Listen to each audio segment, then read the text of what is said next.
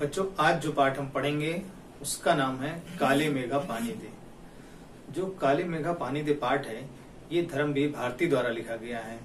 ठीक है। और ये भयंकर अकाल की स्थिति में जब चारों तरफ सूखा पड़ा रहता है, जो जानवर हैं उनको पानी नहीं मिलता है, चारा नहीं मिलता है और वो मर रहे होते हैं, उस समय जो गांव के लोग हैं ऐसी भूखमरी की स्थिति में, अकाल की स्थिति में किस तरह से एक विश्वास बनाए हुए हैं और वो इंद्र सेना के माध्यम से जो बारिश के देवता हैं इंद्र भगवान, उनसे एक प्रार्थना करते हैं। और क्या क्या तर्क वितर्क होता है लेखक का और लेखक की जीजी में, वो इस पाठ में दिया गया है। और साथ ही साथ जो आज की सामाजिक और राष्ट्रीय समस्याएं हैं उनकी तरफ भी ध्यान आकर्षित किया गया है, यह भी आप इस पाठ में देखेंगे। तो आइए हम शुरू करते हैं पाठ को। देखिए बच्चों, ये जो पाठ है वो है काले मेघा पानी दे। काले मेघा पानी दे जो शब्द है उसी से आपको पता चल जाता है कि जो काले काले मेघ जब आसमान में उमड़ते हैं तो उससे पानी मांगा जा रहा है। अब बात यह आ रही है कि पानी क्यों मांगा जा रहा है। तो पानी इसलिए मांगा जा रहा है क्योंकि इस समय पूरे स्थान पर अकाल पड़ा हुआ है, भूखमरी है, चारों तरफ लोग परेशान हैं।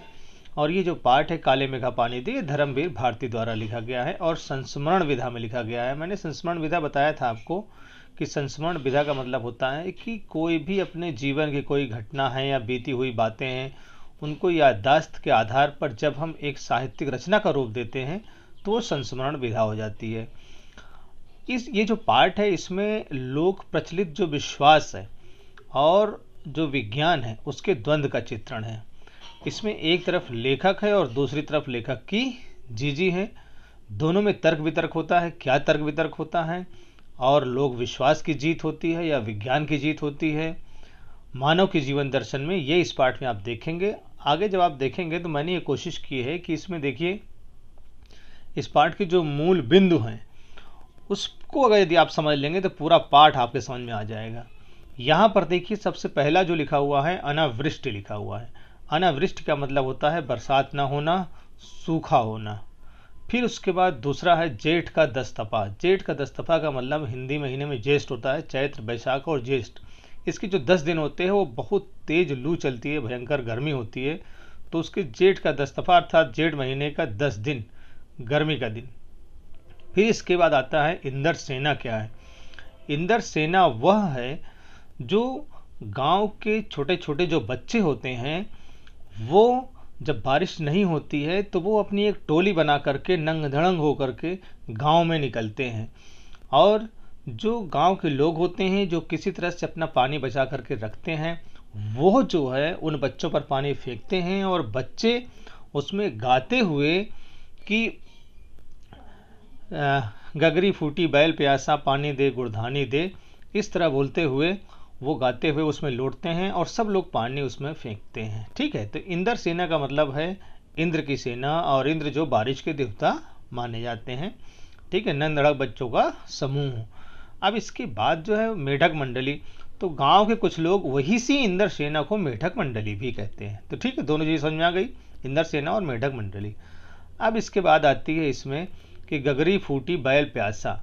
ये बात इसमें कही गई है और कभी कभी बोर्ड में ये प्रश्न पत्र भी आता है। प्रश्न आता है कि गगरी फूटी बैल प्यासा का तात्पर्य क्या है। गगरी फूटी का तात्पर्य यह है कि जैसे कोई घड़ा फूट जाता है और पानी खत्म हो जाता है।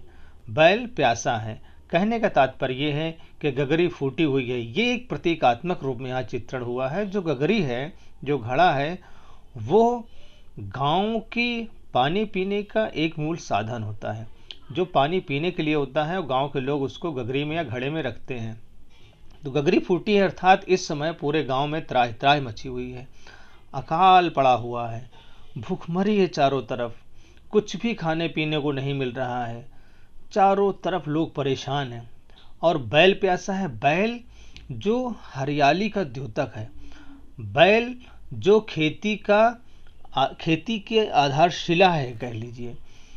बैल के बिना एक जो किसान है वो खेती नहीं कर सकता है। तो बैल प्यासा है, बैल भी मर रहे हैं, कहने का तात्पर्य यह है कि किसान भी परेशान है और जो उसकी खेती का मूल रूप है, बैल है, जिससे वो खेती करता है, वो भी प्यासा है। तो पूरी तरह से जो ग्रामीण जीवन है वो अस्त व्यस्त हो चुका है, परेशान है लोग। तो इसलिए यहाँ पर कहा गया है गगरी फूटी, अर्थात अकाल पड़ा हुआ है, भूखमरी है, पानी की कमी है, और बैल प्यासा अर्थात जो गांव के लोग हैं वो अपनी खेती बाड़ी भी नहीं कर पा रहे हैं।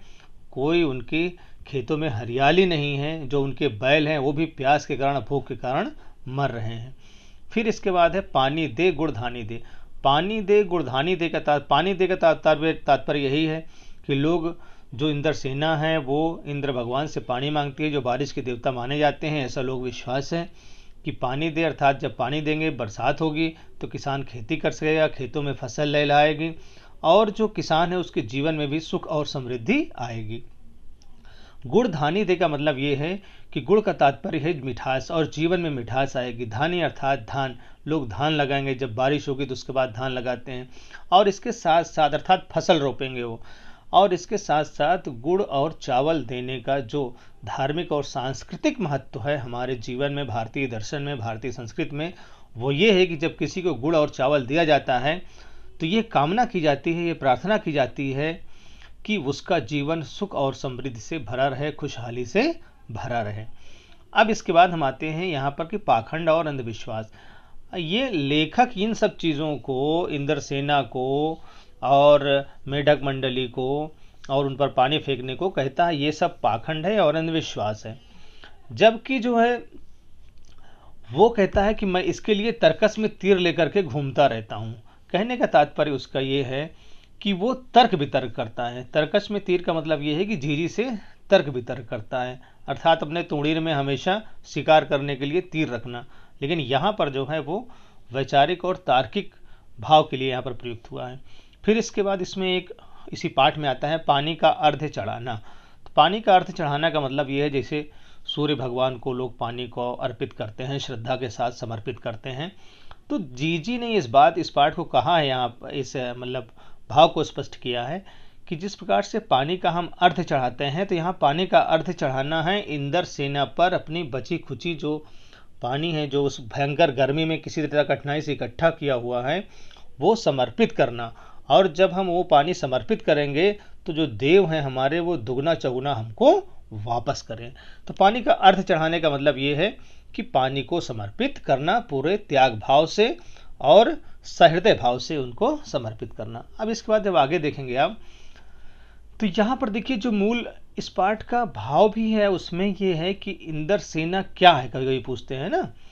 तो इसको मैंने और थोड़ा स्पष्ट कर दिया है कि बिल्कुल क्लियर हो जाए ये पाठ आपका, क्योंकि इस पाठ के पूरे पाठ में ये चीज़ें पूरी टिकी हुई है और इसी के इर्द गिर्द पूरी जो ये संस्मरण है लिखा गया है, पूरी कहानी लिखी गई है इसमें कि इंद्र सेना यानी बादलों के स्वामी इंद्र की सेना, नंग धड़ंग बच्चों का समूह, भयंकर अकाल या अनावृष्टि के समय जब सब लोग पूजा पाठ कथा विधान सब करके लोग जब हार जाते, यानी पूरा तरह से निराशा की भावना घर कर जाती, परेशान हो जाते, हताश हो जाते, विपदाएं आने लगती, तब अंतिम उपाय के रूप में निकलती है इंद्र सेना।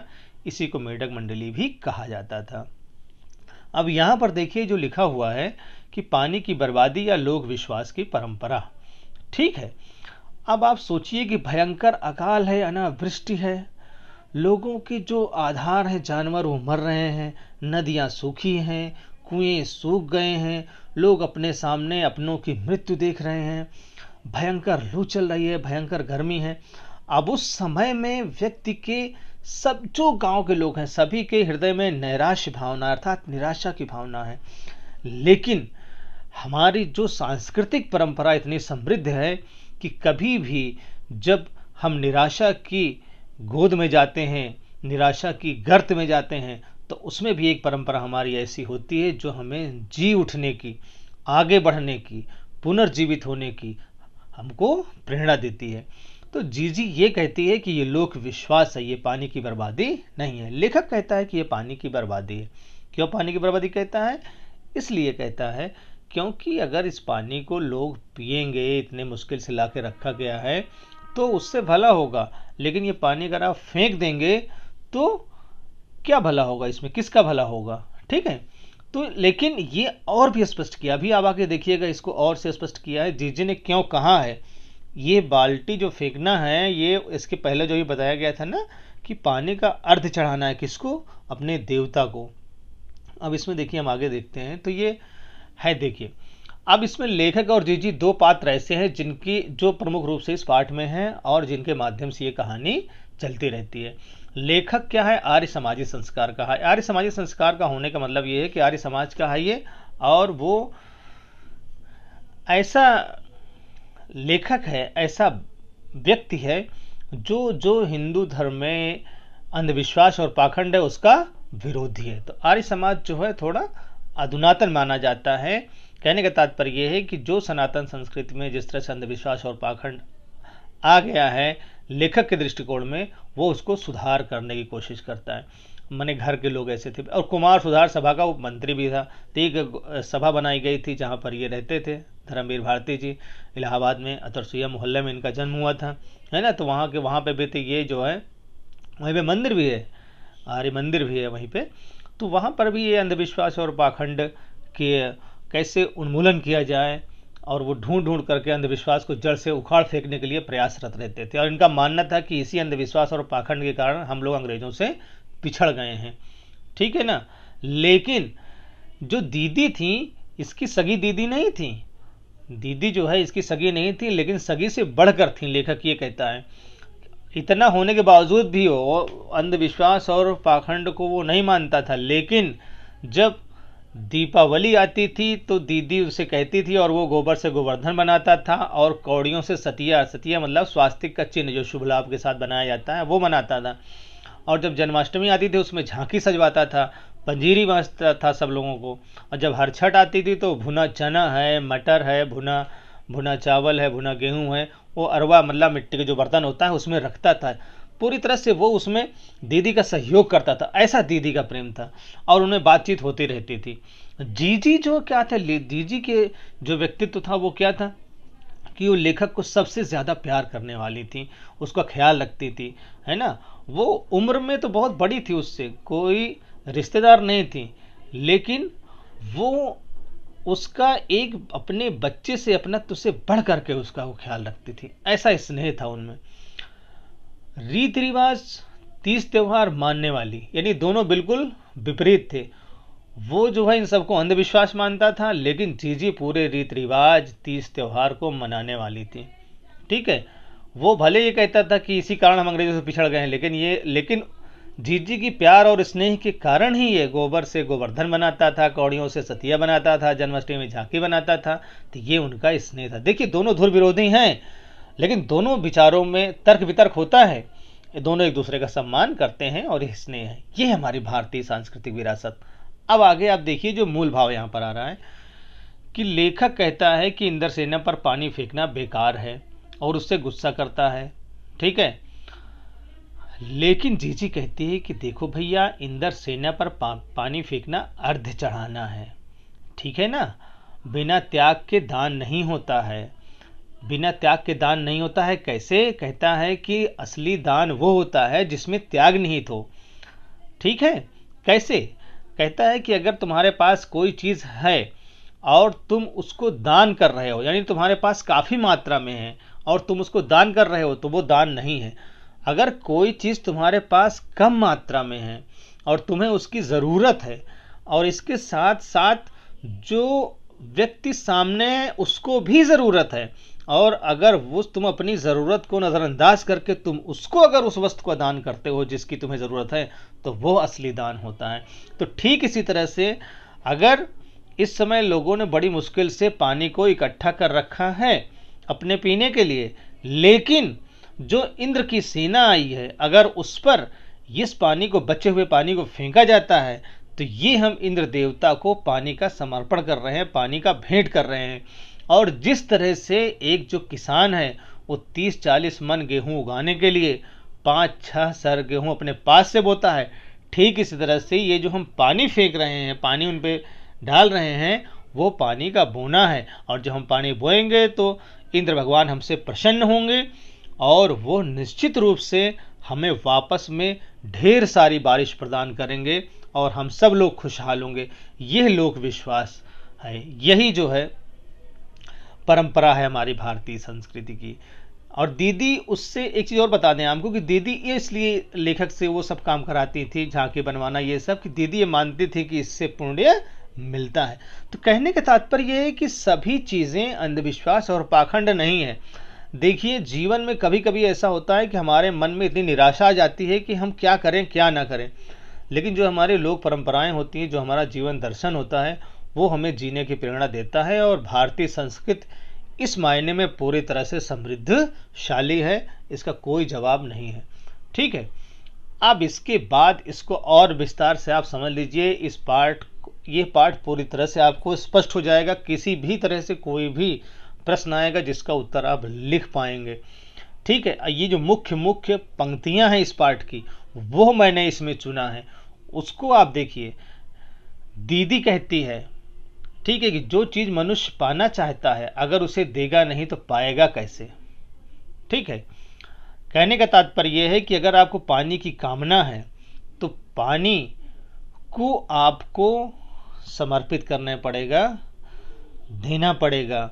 ठीक है, ठीक इसी तरह से इन्होंने देशवासियों को इस पंक्तियों के माध्यम से लेखक ने स्पष्ट किया है कि आज मनुष्य अपने कर्तव्यों पर ध्यान नहीं दे रहा है, सिर्फ अधिकार की बात कर रहा है कि मुझे ये सुविधाएं नहीं मिल रही हैं, मुझे वो सुविधाएं नहीं मिल रही हैं, सरकार ये नहीं कर रही है, सरकार वो नहीं कर रही है। लेकिन नागरिक खुद अपने लिए नहीं देख रहा है कि मैं इस समाज के लिए क्या कर रहा हूँ, मैंने दिन भर आज क्या किया है, मैंने अपने जीवन में अपने परिवार के लिए, समाज के लिए, राष्ट्र के लिए क्या किया है, या जो मेरी दैनिक गतिविधियां हैं वो कितना राष्ट्र निर्माण में योगदान दे रही हैं, समाज के निर्माण में योगदान दे रही हैं। ठीक है, बहुत ही सूक्ष्म तरीके से पूरे देशवासियों को, देश के नागरिकों को इसमें जागृत किया गया है। जब तक हमारे अंदर कर्तव्य की भावना नहीं आएगी, सिर्फ अधिकार लेने की ही भावना रहेगी, तब तक हम स्वार्थ और संकीर्णता में डूबे रहेंगे। तब तक ना तो हम अपना भला कर सकते हैं और ना ही समाज का और ना ही राष्ट्र का भला कर सकते हैं। इसलिए हमारा सबसे पहले ये चीज़ है कि जो चीज़ हम पाना चाहते हैं, अगर देश को प्रगति की राह पर देखना चाहते हैं, तो सबसे पहले हमें त्याग करना पड़ेगा। और त्याग वो होता है जो चीज़ तेरे पास भी कम है। दीदी कहती है उससे कि देखो बेटा, त्याग वह होता है। अब जैसे मान लीजिए प्रश्न आ जाए, कभी कभी पैराग्राफ दे करके एक प्रश्न पूछता है कि त्याग क्या होता है, तो त्याग वो होता है जो चीज़ तेरे पास भी कम है, तुझे उसकी ज़रूरत है और दूसरे के कल्याण के लिए उसे तू दे दे, तब उसे त्याग कहते हैं। ऋषि मुनि भी यही कहते हैं। जैसे मैं एक उदाहरण देता हूँ बच्चों की, देखिए मान लीजिए समुद्र में पानी भरा हुआ है और समुद्र कहे ठीक है मैं आज दान करूँगा, 1 बाल्टी पानी तुम निकाल लो इसमें से। तो क्या समुद्र से 1 बाल्टी पानी निकालने के बाद क्या उस पर कोई असर पड़ेगा? कोई भी असर नहीं पड़ेगा उस पर। हाँ, लेकिन अगर कहीं राजस्थान के दूर दराज के क्षेत्र में या पहाड़ में कहीं भी ऐसी जगह जहाँ पर किसी तरह से पानी 1 बाल्टी इकट्ठा किया गया है और किसी को ज़रूरत है, और वो अगर वो बाल्टी का पानी देते हैं किसी को, कोई भिखारी आ गया, कोई प्यासा आ गया, तो उसका महत्व ज़्यादा होगा, उस समुद्र का महत्व नहीं होगा। तो ठीक यही चीज़ है कि समाज में, इस देश में ऐसा नहीं कि किसी के पास हर आदमी संतुष्ट है, हर आदमी के पास कोई ना कोई कमी है, लेकिन उस कमी को नज़रअंदाज करके हमें हमेशा त्याग की भावना के साथ समाज निर्माण के प्रति सतर्क सजग रहना चाहिए। ठीक है, फिर उसके बाद कहते हैं कि यह जो सूखे हम अपने घर का पानी इन पर फेंकते हैं वो भी बुआई है। ठीक है, जैसा कि मैंने आपको बताया इसके पहले की जो उसमें बात थी कि जिस तरह से किसान बोता है 5-6 सेर गेहूं और उसकी सेवा करता है, भाई वो गेहूं खराब भी तो हो सकता है, क्या सभी गेहूं थोड़ी आते हैं? तो एक तरह से वो क्या करता है, वो दान ही है उसका, वो बोना वो दान है, वो मिट्टी को दान करता है। ठीक है, प्रकृति को दान करता है वो गेहूं, और वो फिर उसके बाद वही खेत, वही प्रकृति उसको वापस करके 8-10 मन जो है वो अनाज देती है। तो वही चीज़ ये कहते हैं कि जो सूखे हम पानी फेंकते हैं वो भी बुआई है। और एक चीज़ और है अंत में, इसमें देखिए इस पाठ में इसमें ये बात बताई गई कि यथा राजा तथा प्रजा, यानी पुराने ज़माने से ये कहावत है कि जिस प्रकार राजा का आचरण होगा, जिस प्रकार राजा का व्यक्तित्व होगा, वैसे ही प्रजा होगी। दीदी कहती है यही बात नहीं है, सिर्फ सच ये भी है कि जैसे ही प्रजा होगी, यदि प्रजा में त्याग की भावना होगी, प्रजा में संयम की भावना होगी, प्रजा में समर्पण की भावना होगी, प्रजा में कर्तव्य की प्रति जागरूकता होगी और प्रजा देश से प्रेम करने वाली होगी, प्रजा ईमानदारी पर चलने वाली होगी, प्रजा भ्रष्टाचार में नहीं डूबे रहेगी, तो राजा को भी ईमानदार बनना पड़ेगा, राजा भी भ्रष्टाचार विहीन हो जाएगा, राजा भी कर्तव्यनिष्ठ होगा, राजा भी देश प्रेमी होगा। कहने का तात्पर्य यह है कि यदि देश के सभी नागरिक ईमानदार हो जाएं, कर्तव्यनिष्ठ हो जाएं, भ्रष्टाचार से बिल्कुल से विलुप्त हो जाएं, तो निश्चित रूप से राजा भी वैसा हो जाएगा और देश हमारा प्रगति करेगा। हम किसी को लांछन ना दे दीदी यहाँ करिए कि हाँ जैसा राजा है वैसा प्रजा है, नहीं, जैसे प्रजा होगी वैसा राजा होगा। ये भी विचारधारा व्यक्ति को ध्यान में रखनी होगी।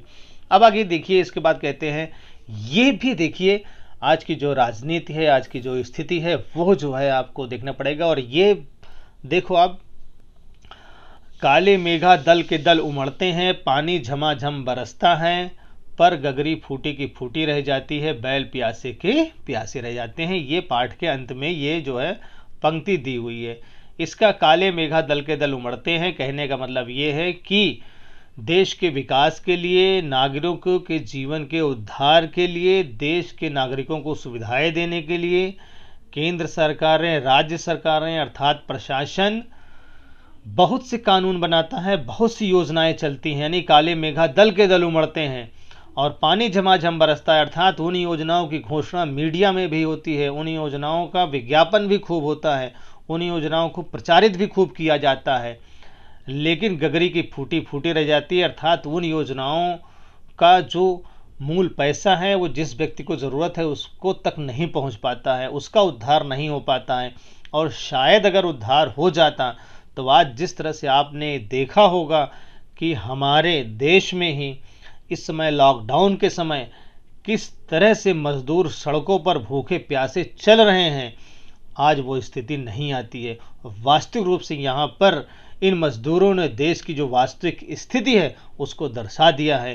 तो यही बात है कि सरकारें या प्रशासन योजनाओं तो बहुत बनाते हैं, पैसे योजनाओं में लगाते भी हैं, लेकिन वास्तविक रूप से जिसको ज़रूरत होती है उसको पैसा नहीं मिल पा रहा है, गगरी फूटी की फूटी रह जाती है। और जो बैल है अर्थात जो देश की जनता है, जो मजदूर है, जो सर्वसाधारण वर्ग है, आम वर्ग है, वो प्यासे की प्यासे रह जाते हैं।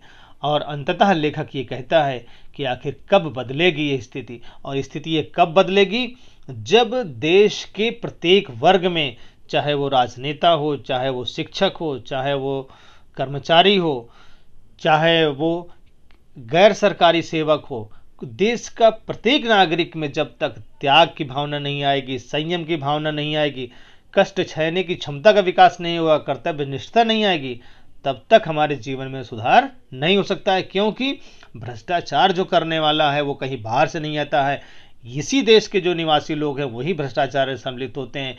इस देश को खोखला करने में किसी बाहर वाले व्यक्ति का हाथ नहीं है, यहीं के लोगों का हाथ है।